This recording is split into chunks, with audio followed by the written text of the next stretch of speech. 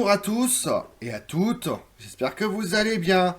Je suis très heureux de vous retrouver aujourd'hui pour évoquer la figure mythique d'un roi de France, né à Pau, baptisé avec une gousse d'ail comme le veut la tradition béarnaise, qui parle avec l'accent du sud-ouest et qui, en plus, est protestant. Au XVIe siècle, on n'a jamais vu ça à la cour de France. C'est d'ailleurs en partie pour ces raisons que le roi Henri IV a rencontré de nombreuses péripéties avant de monter sur le trône. Vous voulez en savoir plus sur Henri IV? Venez avec moi. Henri de Navarre, plus connu sous le nom de Henri IV, né le 13 décembre 1553 au château de Pau dans le Béarn. Il grandit au milieu des paysans, se nourrit, s'habille comme eux, et pourtant il appartient à une famille noble. Son père, Antoine de Bourbon, a le titre de premier prince de sang, car c'est un lointain descendant du célèbre Louis IX que vous connaissez mieux sous le nom de Saint-Louis. Sa mère, Jeanne d'Albret, est également de sang royal. Elle est la reine de Navarre, cousine du roi de France. On raconte qu'à sa naissance, le petit Henri de Navarre reçoit un cadeau original de la part de son grand-père maternel, une carapace de tortue, symbole de force et de longévité. Elle va servir de berceau aux nourrissons. Imaginez un tel cadeau pour votre enfant ou vos futurs enfants. Elle est restée célèbre et on peut encore l'admirer aujourd'hui au musée national du château de Pau. Drôle de cadeau, n'est-ce pas? Les parents d'Henri IV ne s'entendent pas très bien. Et pour cause, ils n'ont pas la même religion. Son père est catholique, comme le roi de France et la majorité du royaume de France. Sa mère, quant à elle, est protestante. Lorsqu'éclatent les guerres de religion dans tout le royaume de France, elle devient l'une des grandes figures des Huguenots, c'est-à-dire des protestants qui s'opposent aux catholiques et surtout au roi de France. Pour toute son enfance, Henri de Navarre est donc tiraillé entre la religion de sa mère, les protestants, et celle de son père, les catholiques. Jeanne d'Albret lui inculque les principes de la foi protestante jusqu'à ses 7 ans. Mais en 1560, son père décide de l'emmener avec lui à Paris, à la cour du tout jeune roi Charles IX, qui vient de commencer son règne. Il espère ainsi faire de son fils un bon catholique. Quelques années plus tard, à la mort de son père, Henri de Navarre quitte Paris pour retrouver sa mère sur ses terres dans le sud-ouest de la France. Celle-ci le ramène immédiatement au protestantisme. Elle l'encourage à s'engager auprès des Huguenots. Étant devenu l'un de leurs chefs, il participe à 16 ans à peine au violent affrontement de la Troisième Guerre de religion. L'éducation qu'Henri de Navarre a reçue dès son plus jeune âge est stricte et n'a rien à voir avec les autres nobles. En effet, Henri de Navarre est élevé comme les gens du peuple. Il est nourri simplement. Il est fouetté lorsqu'il fait des bêtises et ses camarades n'ont pas le droit de l'appeler prince. En 1570, à la suite de la Troisième Guerre de religion, un traité de paix est signé entre les catholiques et les protestants. Pour sceller cet accord, Catherine de Médicis, mère et régente du roi de France Charles IX, propose une alliance entre les deux camps, en mariant sa fille catholique, la princesse Marguerite de Valois, à Henri de Navarre. Le mariage a lieu en grande pompe le 18 août 1572 à la cathédrale Notre-Dame de Paris. Henri de Navarre étant protestant, il refuse d'assister à la messe. Ce comportement exacerbe les tensions entre les invités. Dans des circonstances qui restent floues, l'un des chefs huguenots, l'amiral de Coligny, convié à la noce, est blessé par un tir d'arquebuse, ce qui met le feu aux poudres, comme vous vous en doutez. Cette agression irrite les protestants. Charles IX tente d'apaiser les tensions en leur promettant de trouver le coupable. C'est alors au tour des catholiques de se mettre en colère, reprochant au roi d'être favorable aux protestants. Craignant une émeute des chefs catholiques, Charles IX et sa mère Catherine de Médicis prennent une décision radicale. Exécuter les chefs protestants venus à Paris pour assister au mariage. C'est le début du terrible massacre de la Saint-Barthélemy. Le 24 août 1572, jour de la Saint-Barthélemy, les gardes royaux tuent environ 200 nobles protestants sur ordre du roi. Les Parisiens, majoritairement catholiques, poursuivent le massacre et s'en prennent à tous les protestants qu'ils croisent. Le roi ordonne la fin de la tuerie, mais en vain, puisqu'elle s'étend à tout le royaume de France dans une frénésie incontrôlable. On compte environ 10 000 victimes. Conséquence, les combats entre catholiques et protestants reprennent de plus belle et une nouvelle guerre de religion éclate. Après son mariage, Henri de Navarre est contraint de vivre à la cour et de se convertir au catholicisme pour sauver sa vie. Il sert à la fois d'otage au camp des catholiques, mais aussi de monnaie d'échange. En 1576, il parvient à s'échapper. Il laisse sa femme sur place et retourne dans le sud-ouest où il réaffirme sa foi protestante. Il redevient chef des Huguenots et prend part à de nouveaux combats contre les troupes royales catholiques.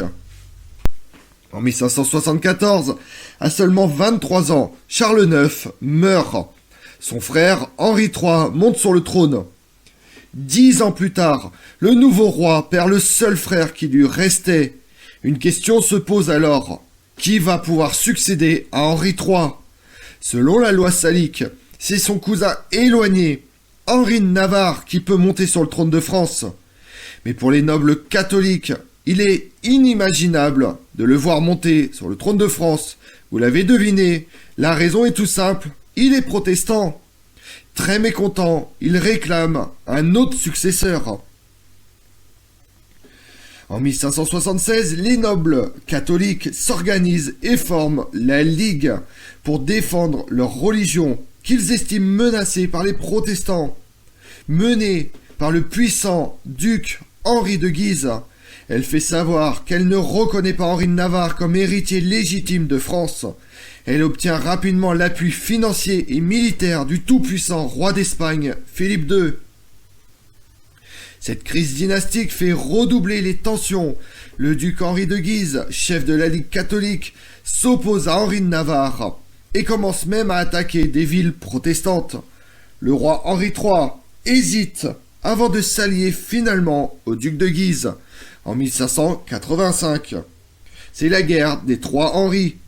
Ce dernier le convainc de signer l'édit de Nemours, qui interdit la pratique du protestantisme en France.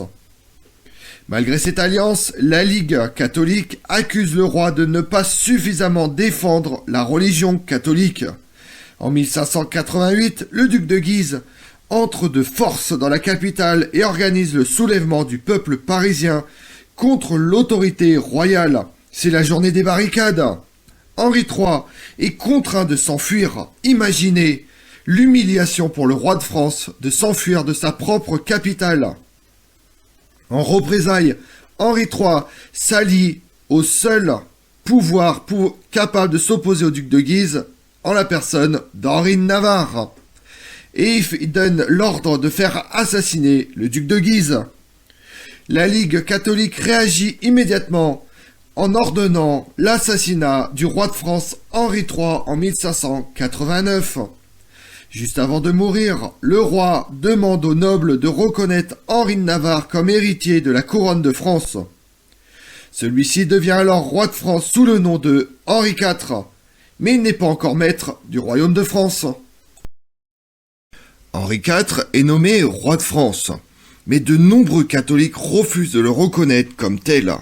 Il a le soutien de quelques villes parisiennes et de certaines régions comme le sud-ouest, la Bourgogne et l'Auvergne. Sur le reste du territoire, il ne peut pas régner. Il doit conquérir son propre royaume. Certaines zones sont même occupées par des troupes espagnoles qui soutiennent la Ligue catholique.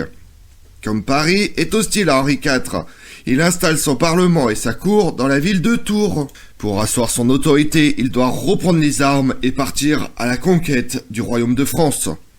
Si Philippe II, le tout-puissant roi d'Espagne, soutient la Ligue catholique et participe au combat, ce n'est pas seulement par conviction religieuse, comme vous en doutez. Il ambitionne de renverser Henri IV pour placer sa propre fille, Clara Eugénia. Isabella de Austria sur le trône de France. Henri IV décide de ne pas se laisser faire. En 1595, il déclare la guerre à l'Espagne et met 3 ans pour chasser du trône et du royaume toutes les troupes de Philippe II. Henri IV livre plusieurs batailles décisives contre la Ligue en 1590. Après avoir encouragé ses soldats avec la célèbre phrase « Ralliez-vous à mon panache blanc », il remporte la bataille d'Ivry face à des troupes catholiques pourtant 3 fois plus nombreuses que les siennes. L'année suivante, il conquiert Chartres et Noyon, mais connaît une défaite à Rouen. Pour tenter de soumettre Paris, il entame le siège de la ville, durant lesquels plus de 43 000 habitants meurent de faim. Henri IV comprend finalement qu'il ne pourra jamais être accepté par le peuple français comme roi de France s'il ne devient pas catholique. En 1593, pour la 6e et dernière fois de sa vie, il change de religion. Il renonce solennellement au protestantisme, ce qu'il qualifie de saut périlleux. Et la légende raconte qu'il aurait dit « Paris vaut bien une messe ». Le 27 février 1594, il est sacré roi de France dans la cathédrale de Chartres. Vous allez me dire, mais pourquoi Chartres et pas Reims? Tout simplement parce que Reims est encore aux mains de la Ligue catholique. 3 semaines plus tard, il entre dans Paris en déclarant que la religion catholique est la seule autorisée dans cette ville. Il se fait alors acclamer par le peuple qui le désigne véritablement comme le roi de France. La dynastie des Bourbons peut démarrer. Henri IV entend également apaiser le royaume. Il déclare la guerre à l'Espagne, obtient la paix par le traité de Vervins le 2 mai 1598. Il fait aussi un grand pas vers la réconciliation entre catholiques et protestants. Le 13 avril 1598, il signe le célèbre Édit de Nantes, qui met définitivement fin aux guerres de religion. La plupart des Français, ruinés, meurtris par de longues années de guerre civile, acceptent cet édit. Toutefois, certains catholiques restent mécontents. L'édit de Nantes donne le droit aux protestants d'exercer leur culte, mais seulement de façon privée et dans certaines places de sûreté. À partir de 1598, Henri IV peut enfin régner sur l'ensemble de la France. Il installe sa cour à Paris et décide de gouverner seul. Certes, il s'entoure de conseillers catholiques et protestants, mais dans les faits, c'est lui qui prend toutes les décisions. La noblesse est écartée du pouvoir, et le Parlement n'a plus qu'un rôle, d'enregistrer sans discuter les édits du roi. Cette nouvelle façon de gouverner marque le début de l'absolutisme en France. Henri IV est enfin roi de France d'un pays en paix. Mais si vous pensez que le plus dur est fait après la reconquête, il faut oublier cette idée. Car après 30 ans de guerre civile, la situation économique est catastrophique. Le commerce est désorganisé, la population est ruinée, la dette publique est colossale. Le roi doit redresser les finances de la France. Et vite! Heureusement, il n'est pas seul dans cette tâche. Son principal ministre, Sully, le conseille. Sully n'est pas un simple ministre, il est aussi le confident du roi, son homme de confiance et son ami. Son vrai nom est Maximilien de Béthune. Il devient duc de Sully qu'en 1606. Henri IV, qui le connaît depuis très longtemps, est impressionné par sa rigueur, son sens de l'organisation. C'est pourquoi il le nomme surintendant des finances en 1598. Sully parvient à rééquilibrer l'économie française en seulement quelques années. Et grâce à lui, le royaume de France parvient même à faire des profits. Les deux hommes se rendent compte que l'industrie française est en retard par rapport aux pays voisins. Ils décident d'encourager le développement de l'industrie textile. Sous leur impulsion, la France fabrique des tapisseries, des tapis, des cuirs et même des soieries, pour lesquels les deux hommes font planter des millions de mûriers, les arbres dont se nourrissent les vers à soie. Ces produits sont rentables et s'exportent à l'étranger. Selon Sully, labourage et pâturage sont les deux mamelles de la France. Il incite donc le roi à développer davantage l'agriculture, qu'il considère comme la source principale de richesse pour le royaume de France. Henri IV améliore les conditions de vie des paysans, en diminuant leurs impôts, en les aidant à augmenter leur rendement. Il fait aussi assécher des marais pour agrandir les champs. Sully est nommé grand voyer de France, c'est-à-dire ministre des ponts et chaussées en 1599. Il est chargé de faire réparer et perfectionner les voies de communication, afin de faciliter les échanges commerciaux. Par exemple, c'est sous son ordre que débute en 1605 la construction du canal de Briare, qui relie pour la toute première fois les bassins de la Loire et de la Seine. Et pour favoriser encore plus la circulation des marchandises, il abolit de nombreux péages. Sous Henri IV, Paris est la plus grande ville d'Europe. Mais ses rues sont étroites, insalubres et surpeuplées. Le roi souhaite la moderniser. Il fait construire 2 belles places rectangulaires, la place Dauphine et la place Royale, aujourd'hui place des Vosges. C'est notamment grâce à cette politique de redressement économique que le roi acquiert peu à peu l'image légendaire du bon roi Henri IV. Les rues de Paris sont desservies par des grandes voies rectilignes. Il crée également un nouveau quartier dans l'actuel Marais, agrandit le Louvre et termine le premier pont de pierre de Paris, le célèbre Pont Neuf. Henri IV est un grand amateur de navigation. Il incite les explorateurs français à coloniser le Canada à des fins commerciales. En 1608, l'un d'eux fonde le Québec. En 1599, Henri IV fait annuler son mariage avec Marguerite de Valois. L'année suivante, il épouse Marie de Médicis, une très riche princesse florentine, surnommée la grosse banquière. Cela lui permet de renflouer les caisses de l'État et de rembourser toutes ses dettes de guerre. Belle opération financière et familiale, puisqu'elle lui donne un fils en 1601 et 5 autres enfants en moins de 10 ans. Le premier enfant est un fils, comme je viens de le dire, et vous l'avez deviné, il est le futur Louis XIII. Mais Henri IV n'est pas amoureux de sa seconde épouse. Il semble trouver l'amour ailleurs, puisqu'on lui compte plus de 70 maîtresses, d'où le surnom de Vert-Galant. Henri IV est absent de son propre mariage. Il se fait représenter par Ferdinand Ier, grand-duc de Toscane, l'oncle de Marie de Médicis. Le 14 mai 1610, Henri IV traverse Paris en carrosse afin de rejoindre son ministre et ami Sully. Il s'engage dans la petite rue de la Ferronnerie quand soudain une silhouette surgit à la portière et le poignarde de 2 coups de couteau. Le roi décède quelques instants plus tard sur la route du Louvre. Mais qui est l'assassin? Vous l'avez tous deviné et le connaissez, François Ravaillac, un homme décrit comme mentalement dérangé. Sa punition est terrible, il est torturé et écartelé, mais jamais il ne divulguera s'il était seul ou manipulé. Certains historiens pensent que Ravaillac s'est fait manipuler par des ennemis d'Henri IV, des Espagnols ou d'anciens membres de la Ligue catholique. Mais la vérité est cachée et sombre et on ne le saura probablement jamais. La mort du roi est une terrible nouvelle, mais il ne faut pas perdre de temps, puisque le royaume de France ne peut rester sans souverain. Louis XIII, fils d'Henri IV et de Marie de Médicis, âgé de seulement 9 ans, est trop jeune pour régner seul. C'est donc sa mère qui assure la régence jusqu'en 1617.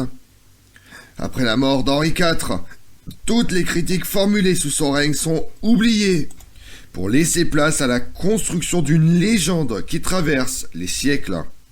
On dit par exemple qu'il est très proche du peuple, surtout des paysans. Pourtant, plusieurs révoltes paysannes éclatent sous son règne. Il les réprime violemment. Le roi est décrit comme un rieur et un bon vivant, mais sa correspondance révèle qu'il est parfois sujet à la mélancolie et qu'il peut entrer dans de terribles colères. Il est parfois difficile de distinguer la réalité historique de la légende. Comme on l'a vu, roi de Navarre, prince protestant, il épouse Marguerite de Valois, la perle des Valois, le 18 août 1572, soit 5 jours avant le déclenchement de la terrible Saint-Barthélemy. Il devient roi de France après l'assassinat du roi Henri III en 1589. Jusqu'à l'édit de Nantes, son règne est synonyme de reconquête, de pacification et de négociation dans le territoire. En 1598, la France d'Henri IV fait exception au milieu des États qui ont opté pour l'uniformité religieuse. Henri IV et ses conseillers économiques, dont Sully notamment, vont opter pour une politique de croissance. Je vous remercie d'avoir suivi cette vidéo en ma compagnie. Si vous voulez connaître mes autres vidéos, retrouvez-moi chaque matin à partir de 6h45 sur ma chaîne YouTube Tout sur l'Histoire avec Damien, mais également sur les réseaux sociaux, Twitter et Instagram, Histoire Damien. Et pensez à liker, commenter et vous abonner. Je vous remercie à tous et bienvenue aux nouveaux abonnés qui nous rejoignent tous les jours de plus en plus nombreux. Je vous remercie à tous et à toutes.